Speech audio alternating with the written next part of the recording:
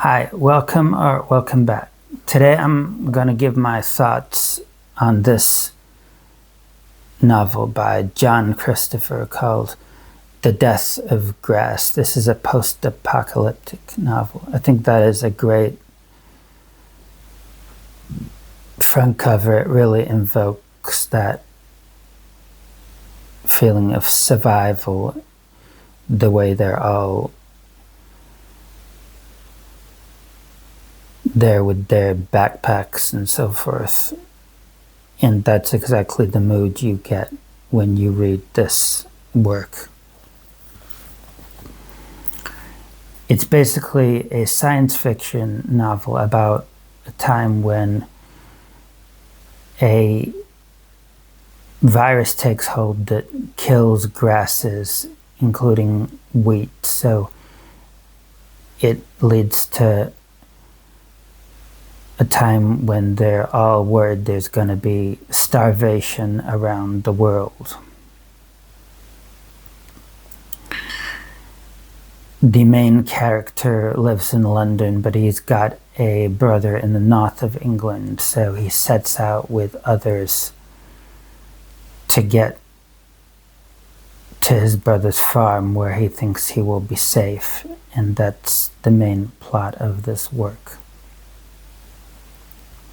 Themes include things like family bonds, how people respond when a virus takes hold, and the way people get very ruthless when they're in competition with other humans. The novel starts off with a prologue where John, who is the protagonist of this novel, and his brother David go with their mother to see their grandfather who owns this farm in the north of England. It's clear that David, John's brother, gets on a lot better with their grandfather, and John falls in the river. And this shows great foreshadowing of what is to come later in this book. In chapter 1, we leap forward a quarter of a century, and we hear that John goes with his wife Anne and the rest of his family to visit David, who has now inherited the farm from their grandfather. David talks about the way this Chinese virus is taking hold, and John is quite skeptical that it will take hold a great deal, but David sees it as a real threat, and they even find a bit of grass on the farm that's been infected by this new virus. In chapter 2, John and Anne go with Roger and Olivia to the south coast of England on a holiday with their families. Roger, we learn, has a job high up in government, and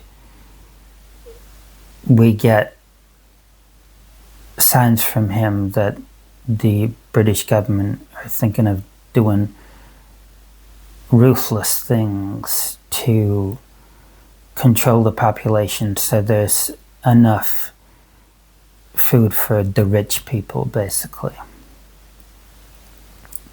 Roger thinks that the British government may murder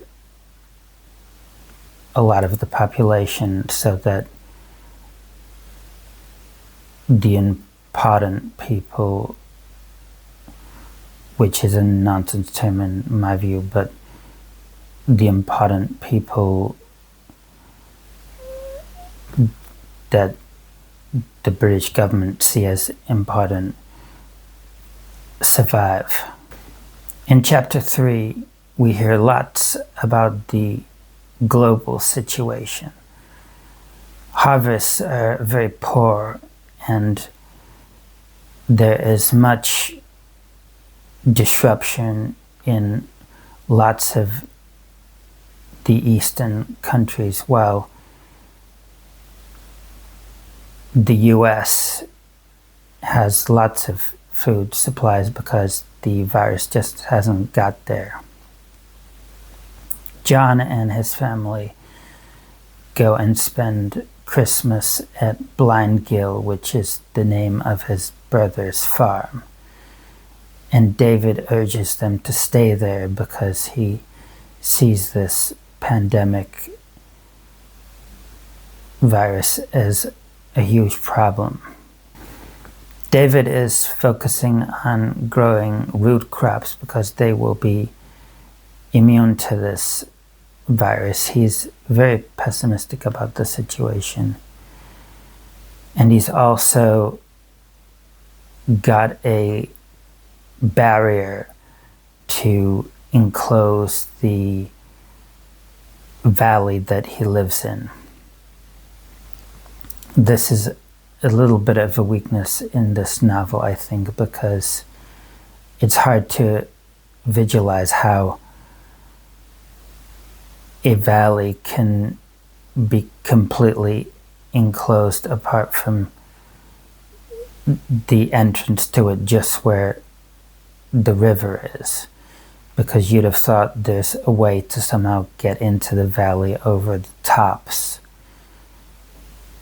but it's just assumed people won't try and get to the valley over the tops, which I think is a little bit unrealistic. There is some great dialogue in chapter 4, and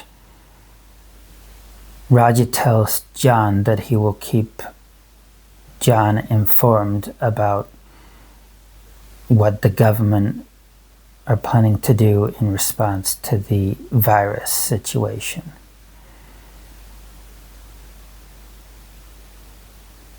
Towards the latter part of the chapter, John and Anne go on holiday with the Buckleys again to the south coast. In chapter 5, Roger tells John that the British government have a very ruthless plan to kill a large number of people in Britain so that there are enough food supplies for the rest of the people.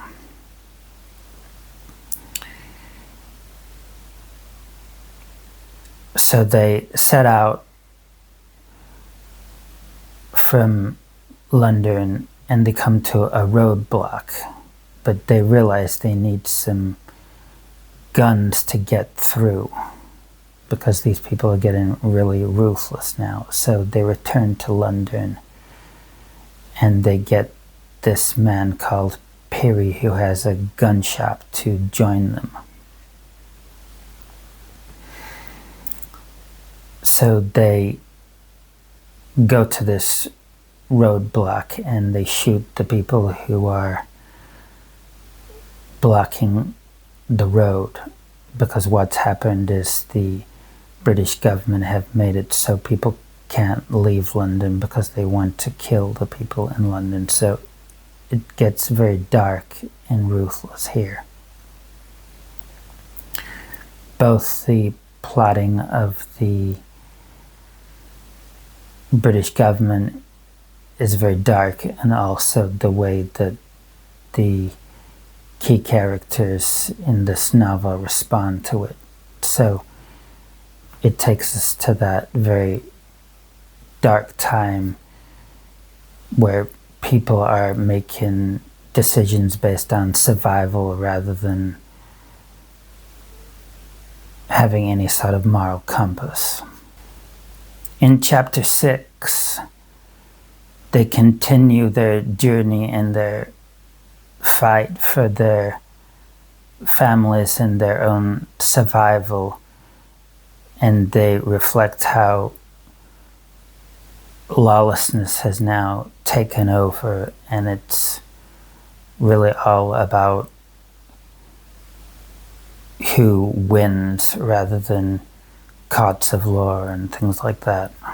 In chapter 7, we learn from a radio announcement that the head of the government, called Wellington, has been exposed, and so these really ruthless plans to kill lots of people aren't going to go ahead. Also, the roads have now been unblocked. However, they come to a guy who is trying to ask for a toll to pass his settlement. He's doing this to kind of extract goods from people. Ultimately, John and Roger and their families end up giving away their cars so they can get through this area. If you don't want to hear about the latter parts of the plot, I suggest moving forward to my final thoughts using the timestamps below. In chapter 8, the characters really get quite dark and ruthless. They kind of come up to this farmhouse and take the main people out. They try and rationalize what they're doing by talking about survival. But anyway, they get a lot of food from this place. In chapter 9, we find that Perry continues behaving abysmally, and they decide to join forces with some other people when they realize some other people have a lot of guns, because it's important to them that they have a lot of arms as a group. So they're almost in a warlike mentality.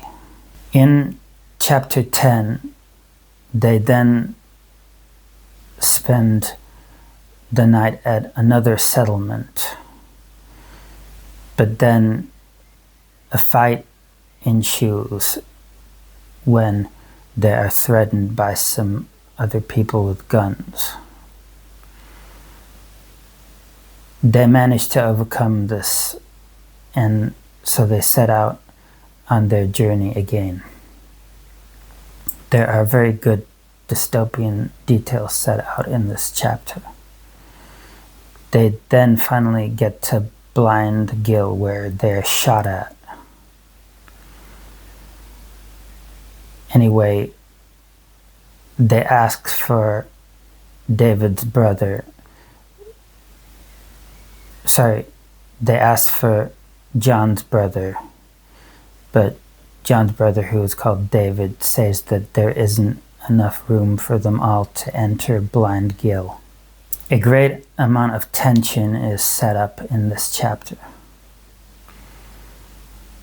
In chapter 12, they decide to go and force their way in because John's brother won't let them in.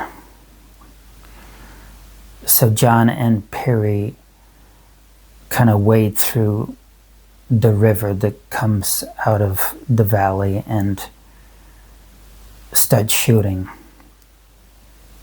Perry is killed, but John survives. In chapter 13, which is the final chapter, we hear that John has a flashback to when David, his brother, inherited the farm. And you kind of feel like John had a lot of hatred towards his brother quietly because of this. Anne thinks that Perry killed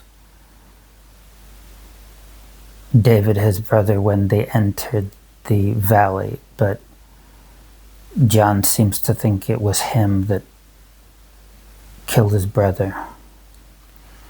Anyway, John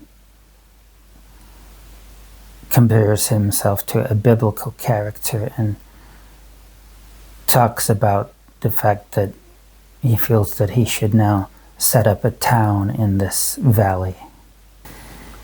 My final thoughts are a real strength of this book was the dialogue, which really brought the characters alive. I really like the way that the world stage was set up around the characters. You felt like you were thinking about the microcosm of what it was like for these families, but you felt like the turmoil was building up around them. The character development of the main characters was very well done. I can just imagine people responding in that way to such a kind of viral threat. On the downside, some of the characters were difficult to visualize because they were described in such vague detail. The settings weren't brilliantly done, so I think you were invited as a reader to imagine a lot of that, which is fair enough. The actual landscape of Blind Gill was hard to visualize because it was hard to think of how a valley could be completely enclosed. Perhaps the author was depending on a bit of poetic license when he was suggesting that all you needed is a sort of stockade at the front of it. Still, if he's asking us to imagine what doesn't actually exist, that has to be a negative for the novel. Basically, though, I really enjoyed this read. It's a great post-apocalyptic novel and not particularly hard to read or anything. So I suggest reading it. Thanks for watching. I'll see you next time.